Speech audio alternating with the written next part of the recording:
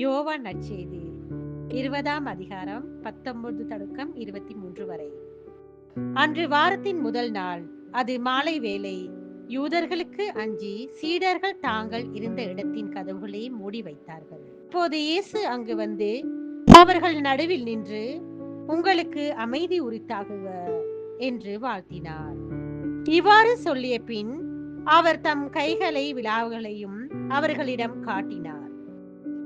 ஆண்டவரை கண்டதால் சீடர்கள் மகிழ்ச்சி கொண்டார்கள். இயேசு மீண்டும் அவர்களை நோக்கி, உங்களுக்கு அமைதி உரித்தாகுக. தந்தை என்னை அனுப்பியது போல நானும் உங்களை அனுப்புகின்றேன் என்றார். இதை சொன்ன பின் அவர் அவர்கள் மேல் ஊதி, தூய ஆவியை பெற்றுக் கொள்ளுங்கள். எவருடைய பாவங்களை நீங்கள் மன்னிப்பீர்களோ அவை மன்னிக்கப்படும். எவருடைய பாவங்களை மன்னியாதிருப்பீர்களோ அவை மன்னிக்கப்படா என்றார். இது ஆண்டவரின் அருள்வாக்கு. உமக்கு புகழ்.